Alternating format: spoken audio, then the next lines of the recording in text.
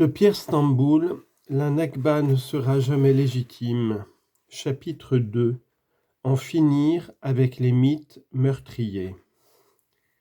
La question du sionisme.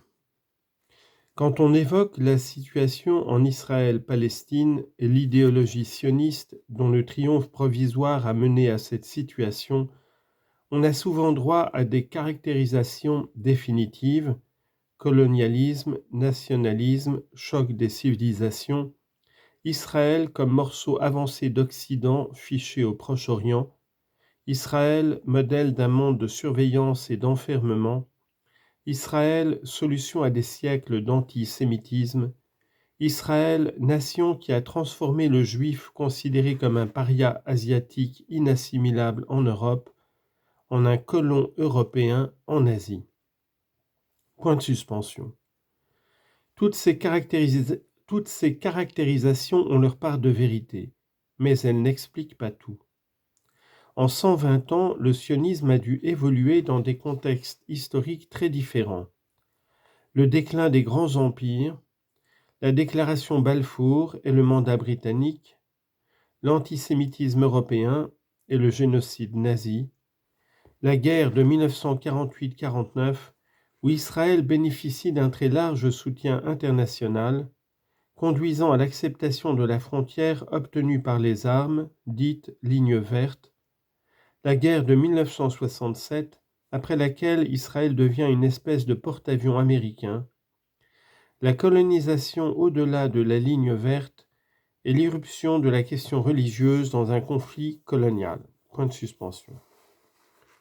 Le sionisme a toujours su s'adapter. C'est le génocide nazi qui décide la communauté internationale à se débarrasser de sa responsabilité dans l'antisémitisme et le génocide en donnant la facture à payer pour ce crime aux Palestiniens. Mais rien de tout ceci n'aurait pu avoir lieu sans une adhésion progressive de nombreux juifs au sionisme. Pourtant, jusqu'en 1940, celui-ci est clairement minoritaire parmi les juifs. Comme l'expliquent Shlomo Sand et Dominique Vidal, on lit en note, Shlomo Sand, historien israélien né en 1946, il a démonté le mythe de l'exil et du retour des Juifs. Et Dominique Vidal, ancien rédacteur en chef du Monde diplomatique. Fin de note. Si les frontières occidentales avaient été ouvertes au moment de la montée du nazisme, l'État d'Israël n'aurait pas existé, car l'écrasante majorité de ceux qui fuyaient les hitlériens auraient probablement préféré une autre destination que la Palestine mandataire. Alors je me permets de dire tout de suite que je ne suis pas d'accord. Je pense que l'État d'Israël aurait quand même existé, vu la détermination des sionistes, leurs gigantesques moyens financiers et militaires dès les années 30. Fin de remarque de frère Ismaël.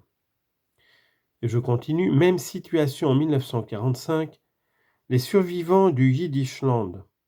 On lit en note, ce terme désigne un vaste territoire entre mer Baltique et mer Noire, où les Juifs constituaient une minorité importante. Fin de note. Et les rescapés des camps d'extermination demandent en vain des visas pour les pays occidentaux, mais il n'y a pour eux la plupart du temps qu'une seule destination possible, la Palestine mandataire. Alors je me permets de faire remarquer que des tas de pays leur étaient ouverts, la France leur était ouverte, en dehors de France, l'Afrique du Sud, le Brésil, toute l'Amérique latine, et que je pense bien, il faudrait chercher évidemment de la documentation, mais la toute-puissance des sionistes, spécialement aux États-Unis, ce sont eux qui ont fait fermer les frontières pour favoriser leur projet sioniste. Et la propagande, évidemment le mythe, c'est que ces frontières avaient été fermées. Fin de remarque de frère Ismaël. Je continue. Il existait avant-guerre en Pologne et en Lituanie un parti révolutionnaire juif, le Bund. Pour ce parti, le sionisme était le parti de la bourgeoisie, celui qui collaborait avec les régimes antisémites. Dans la plupart des élections en Pologne ou dans les pays baltes entre les deux guerres, le Bund devançait nettement les sionistes dans les zones à forte concentration juive.